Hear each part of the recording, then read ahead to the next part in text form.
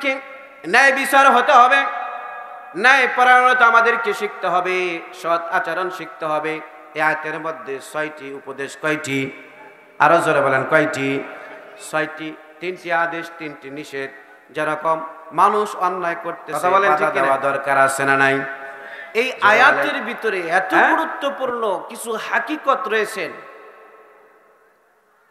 এত সুন্দর কিছু নসিহত রয়েছেন, যা মানুষের জীবন দ্বীন ইসলামের ক্ষেত্রে গঠন করার ক্ষেত্রে, তার জীবনটা সফলের ক্ষেত্রে এই আয়াতটা যথেষ্ট। জোরে কোন সুবহানাল্লাহ। কথা বলেন ঠিক কিনা? এই আয়াতের কিছু অলৌকিক ঘটনা আছে। আয়াতটা যখন নাজিল হয়, রাসূলের উপর যখন ওহী আসে, একজন কাফের ব্যক্তি তিনি রাসূলের বাড়ির আঙ্গিনায় আশেপাশে ঘুরতে থাকেন। তার মনে চায় রাসূলের আচরণ, চরিত্র সব দিক দিয়ে তার ভালো লাগে, কিন্তু একটা কথা আছে, বাপ দাদার ধর্ম ছাড়তে কি আছে না কথা?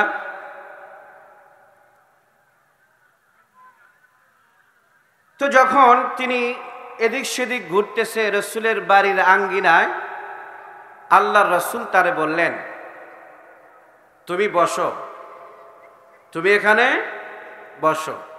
মনোযোগ সহকারে শুনতেছেন, খুব গভীর মনোযোগ। তুমি বসো। তখন উনি কয়েকবার বলার পরে তিনি বসলেন। কি করলেন? বসলেন। বসার পরে তিনি রাসূলের দিকে তাকিয়ে আছেন। কার দিকে? আয় জোরে বলেন, কার দিকে? আল্লাহর নবীজি, দয়ার নবী, রাসূলের আল্লাহর দোস্ত হাবিবুল্লাহ মুহাম্মাদুর রাসূলুল্লাহ, তার দিকে তাকিয়ে আছে। হঠাৎ আল্লাহর নবীজি আকাশের দিকে তাকিয়ে আছে। কোন দিকে? আরো জোরে বলেন। আকাশের দিকে তাকিয়ে আছে।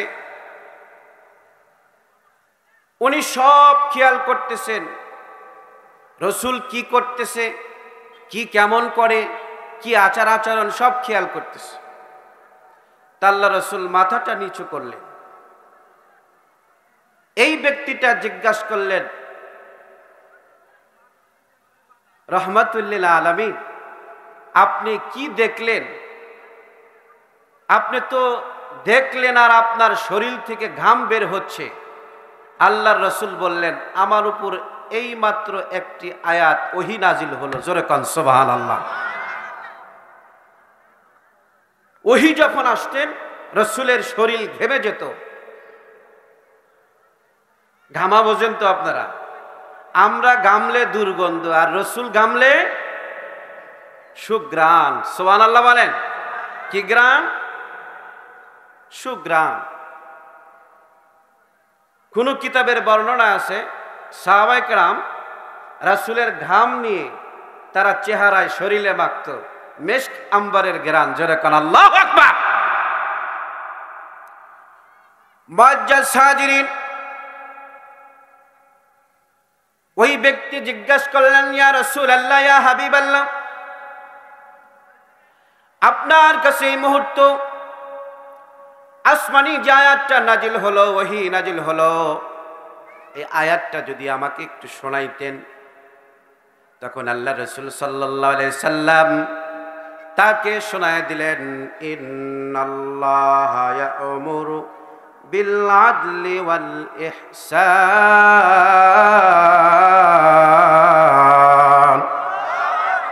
আরো চিল্লাবেন আল্লাহু আকবার। وَإِيتَاءِ ذِي الْقُرْبَى وَيَنْهَى عَنِ الْفَحْشَاءِ وَالْمُنكَرِ وَالْبَغْيِ يَعِظُكُمْ لَعَلَّكُمْ تَذَكَّرُونَ।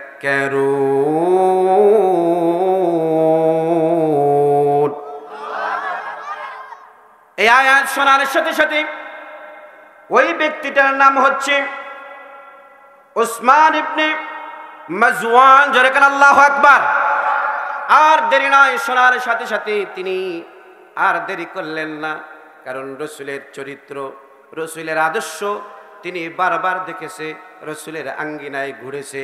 যখন এই আয়াতটা শোনার সাথে সাথে আর দেরি করেন নাই, সাথে সাথে বললেন, ইয়া রাসূলুল্লাহ, ইয়া হাবিবাল্লাহ, আমাকে আপনি কালেমা পড়ায়া মুসলমান বানায়া দেন। এই জন্য এই আয়াতটা জুমার দিনে খুতবা পড়া হয়, দ্বিতীয় খুতবাতে আসে না নাই?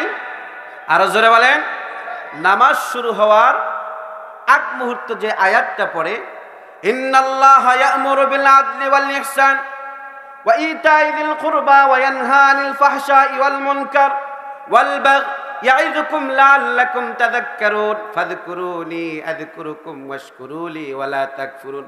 সবাই বোঝে যে এখন দাঁড়াইতে হবে, জোরে বলেন ঠিক কিনা? এখন কাতার সুদা করতে হবে, তার মানে খুতবা কি হয়ে গেছে? সমাপ্তি হয়ে গেছে।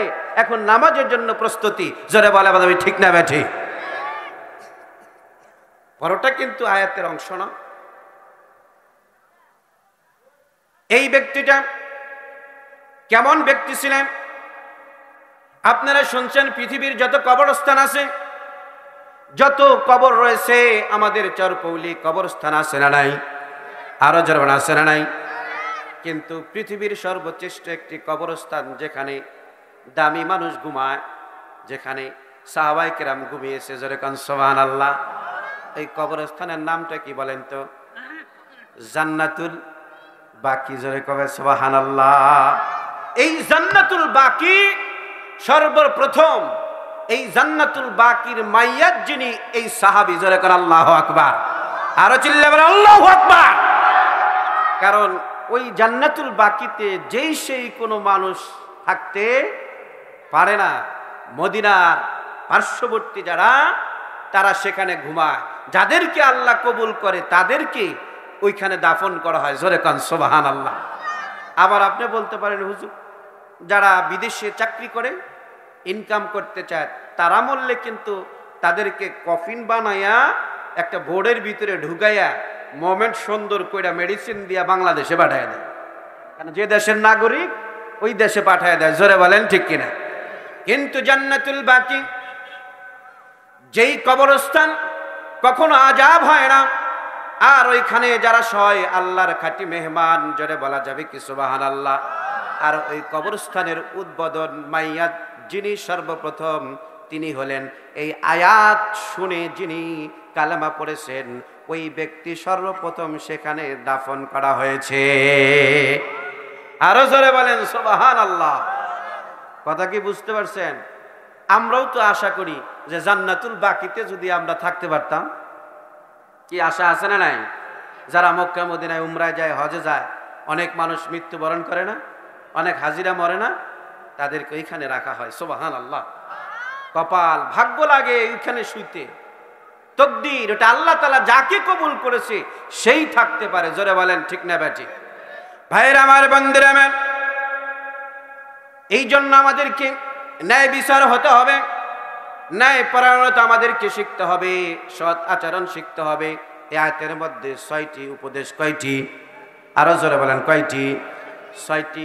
3টি আদেশ, 3টি নিষেধ। যেরকম মানুষ অন্যায় করতেছে, বাধা দেওয়া দরকার।